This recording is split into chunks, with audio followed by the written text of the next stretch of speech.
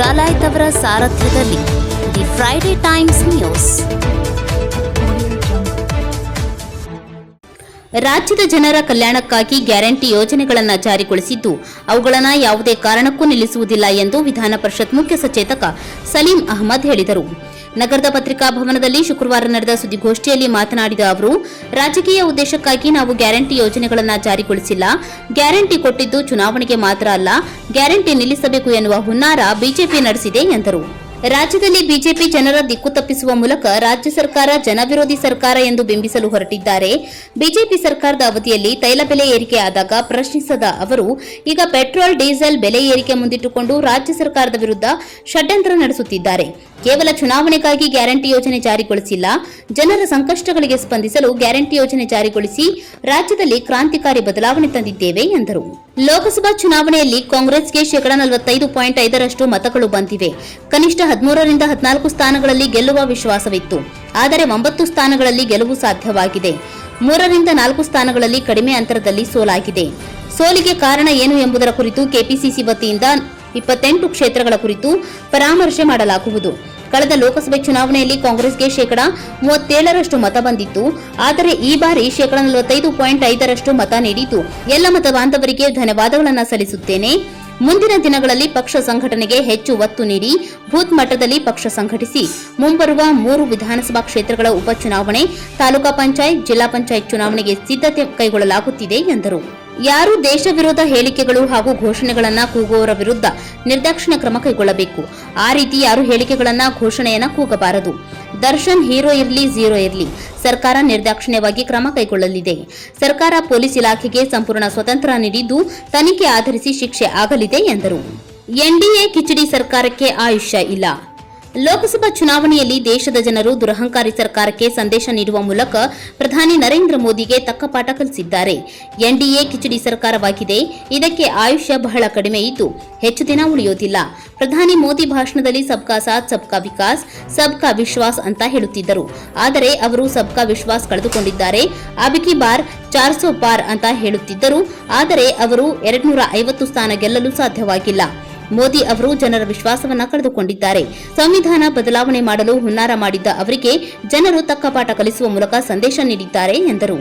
ಈ ಸುದ್ದಿಗೋಷ್ಠಿಯಲ್ಲಿ ಮಾಜಿ ಶಾಸಕ ರಾಮಣ್ಣ ಲಮಾಣಿ, ಜಿಲ್ಲಾ ಪಂಚಾಯತ್ ಮಾಜಿ ಅಧ್ಯಕ್ಷೆ ಸುಜಾತ ದೊಡ್ಮನಿ, ಜಿಲ್ಲಾ ಪಂಚಾಯತ್ ಮಾಜಿ ಅಧ್ಯಕ್ಷ ವಾಸಣ್ಣ ಕುರುಡಗಿ, ಮುಖಂಡರಾದ ಕೆಎಂ ಸೈಯದ್, ಹುಮಾಯೂನ್ ಮಾಗಡಿ, ಸೈಯದ್ ಖಾಲಿದ್ ಕೊಪ್ಪಳ್ ಇದ್ದರು.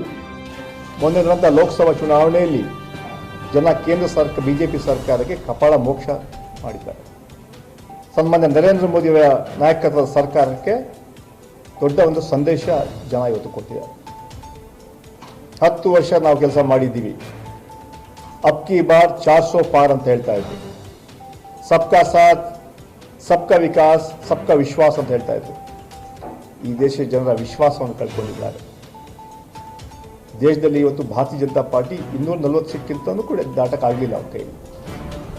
ಜನ ಇವತ್ತು ಏನು ಸಂದೇಶ ಕೊಟ್ಟಿದ್ದಾರೆ, ನಿಮ್ಮ ಸರ್ಕಾರ ಸಂಪೂರ್ಣವಾಗಿ ವಿಫಲವಾಗಿದೆ, ನೀವು ನೈತಿಕತೆಯನ್ನು ಕಳ್ಕೊಂಡಿದ್ದೀರ ಅಂತ ಸಂದೇಶ ಕೊಟ್ಟಿದ್ದಾರೆ.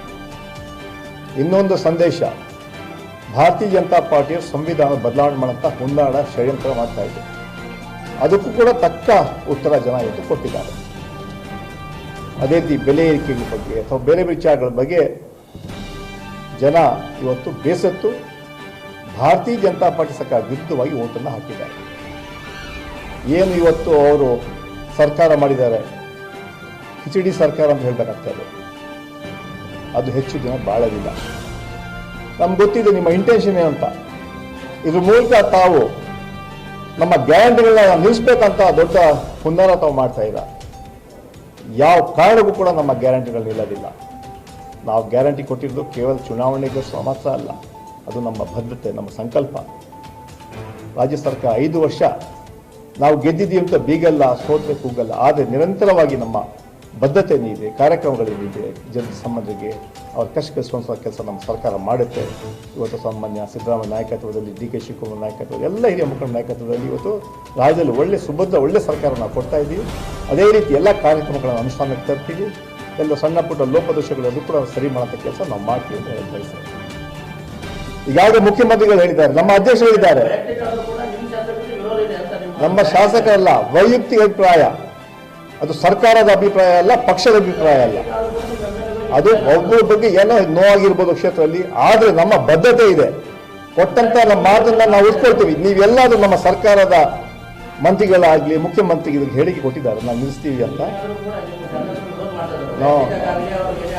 ಯಾರು ಒಬ್ಬರು ಇಬ್ರು ಅವರ ಮನಸ್ಸು ಹೇಳಿಕೆ ಹೇಳಿರ್ಬೋದು, ಆದರೆ ನಾವು ಕೊಟ್ಟಂತ ಮಾತು ನಡ್ಕೊಳ್ತೀವಿ. ಯಾಕೆ ನಾವು ನಿಲ್ಲಿಸ್ಬೇಕು? ಗ್ಯಾರಂಟಿಗಳು ಯಾಕೆ ನಿಲ್ಲಿಸ್ಬೇಕು? ನಾವು ಓಟ್ಗಾಗಿ ಗ್ಯಾರಂಟಿ ಕೊಟ್ಟಿದ್ದಲ್ಲ. ಲೋಕಸಭೆಯಲ್ಲಿ ನಮಗೆ ಕಡಿಮೆ ಸೀಟ್ ಬಂತು ಅಂತ ನಾವು ಗ್ಯಾರಂಟಿ ನಿಲ್ಲಿಸೋದಿಲ್ಲ. ನಾವು ಹೇಳ್ದೆ ನಡ್ಕೊಳ್ತೀವಿ. ಅಂದು ಮಾತ್ರಕ್ಕೆ ಓಟ್ ಹಾಕಲಿಲ್ಲ ಮಾತ್ರಕ್ಕೆ ನಮ್ಮ ಗ್ಯಾರಂಟಿಗಳಲ್ಲಿ ನಿಲ್ಲಿಸ್ಬಿಡೋದ ಓಟ್ ಹಾಕಲಿಲ್ಲ ಅಂತ. ಅದು ನಮ್ಮ ಕೆಲಸ ಅಲ್ಲ. ಯಾರು ಲಾಬಿ ಮಾಡ್ತಾ ಇಲ್ಲ. ಸರ್ಕಾರ ಯಾವ ರಾಜಕಾರಣಿಗಳ ಮಾತು ಕೇಳೋದಿಲ್ಲ. ಪೊಲೀಸ್ ಅಧಿಕಾರಿಗಳು ಕೂಡ ಈಗಾಗಲೇ ಸರ್ಕಾರ ಹೇಳಿದೆ, ನಿರ್ದಾಕ್ಷಿಣ್ಯವಾಗಿ ಕ್ರಮ ತಗೋಬೇಕು. ಅವರು ಹೀರೋ ಇಲ್ಲಿ, ಝೀರೋ ಇಲ್ಲಿ, ಕಾನೂನು ಎಲ್ಲರಿಗೂ ಒಂದೇ. ಯಾವ ಸರ್ಕಾರ ಮಂತ್ರಿಗಳು ಅದನ್ನು ಲಾಬಿ ಮಾಡ್ತಾ ಇಲ್ಲ. ಯಾಕಂದ್ರೆ ಹೇಳಿದ್ರೆ ಯಾರು ತಪ್ಪು ಮಾಡ್ತಾರೆ ಶಿಕ್ಷೆ ಆಗಲೇಬೇಕು. ಇದು ನಮ್ಮ ಸರ್ಕಾರದ ಬದ್ಧತೆ. ಯಾರು ಕೂಡ ಪೊಲೀಸ್ ಡಿಪಾರ್ಟ್ಮೆಂಟ್ ಅಲ್ಲಿ ಯಾರು ಇಂಟರ್ಫಿಯರ್ ಮಾಡ್ತಾ ಇಲ್ಲ. ಈಗಾಗಲೇ ಮುಖ್ಯಮಂತ್ರಿಗಳು ಕೂಡ ಈ ಮಾತನ್ನು ಹೇಳಿದ್ದಾರೆ. ಯಾರು ಕೂಡ ಯಾರು ರಕ್ಷಣೆ ಮಾಡಕ್ ಹೋಗಲ್ಲ. ತಪ್ಪು ಮಾಡಿದ ಶಿಕ್ಷೆ ಆಗತ್ತೆ. Law will take its own course of action. ಅದೆಲ್ಲ ಸತ್ಯಕ್ಕೆ ದೂರದ ವಿಚಾರ. ಸತ್ಯಕ್ಕೆ ದೂರ ವಿಚಾರ. ಕ್ಯಾಬಿನೆಟ್ ವಿಚಾರಗಳು ಚರ್ಚೆ ಆಗತ್ತೆ. ಇದು ಚರ್ಚೆ ಆಗಂತ ರಸ್ತೆ ಅಲ್ಲ. ಇದು ಪೊಲೀಸ್ ಡಿಪಾರ್ಟ್ಮೆಂಟ್ ತಗೊಳ್ಳಂತ ಕೆಲಸಗಳಿದೆ. ಯಾರು ಪ್ರಭಾವ ಬೀರೋದಿಲ್ಲ. ಸರ್ಕಾರ ಯಾವ ಪ್ರಭಾವಕ್ಕೆ ಒಳಗಾಗಿಲ್ಲ. ಪೊಲೀಸ್ ಡಿಪಾರ್ಟ್ಮೆಂಟ್ ಕೂಡ ಸಂಪೂರ್ಣ ಅವ್ರಿಗೆ ಸ್ವಾತಂತ್ರ್ಯ ಕೊಟ್ಟಿದ್ದೀವಿ ನಾವು. ಅವ್ರು ನಿಷ್ಪಕ್ಷಪಾತವಾಗಿ ತನಿಖೆ ಮಾಡ್ತಾರೆ. ಇಲ್ಲಾಂದ್ರೆ ಕಳೆದ 10 ದಿನಗಳು ನಾವು ನೋಡ್ತಾ ಇದ್ದಾರೆ, ಎಲ್ಲಾದ್ರೂ ಒಂದು ಕಡೆ ರಾಜಕಾರಣಿಗಳು ಮಾತು ಕೇಳಿ ಯಾರಾದ್ರೂ ಒಂದು ಮಾಡಿದ ಪೊಲೀಸ್ ಆಫೀಸರ್ಸ್ ನೀವೆಲ್ಲ ಸ್ವಾಗತ ಮಾಡಬೇಕು. ಸರ್ಕಾರಕ್ಕೆ ಅಭಿನಂದನೆ ಸಲ್ಲಿಸಬೇಕು ನೀವು. ಯಾಕಂದ್ರೆ ಇಂತಹ ದೊಡ್ಡ ಒಂದು ಹೈ ಪ್ರೊಫೈಲ್ ಕೇಸಲ್ಲಿ ಯಾವ ರೀತಿ ಪೊಲೀಸ್ ಅಧಿಕಾರಿ ಕೆಲಸ ಮಾಡ್ತಾರೆ, ಯಾರು ಸರ್ಕಾರದ ಅಧಿಕಾರಿಗಳಿಗೆ ಸಂಪೂರ್ಣ ಬೆಂಬಲ ಮುಖ್ಯಮಂತ್ರಿಗಳು ಕೊಟ್ಟಿದ್ದಾರೆ, ಅದಕ್ಕೆ ಅವೆಲ್ಲ ಸ್ವಾಗತ ಮಾಡಬೇಕು.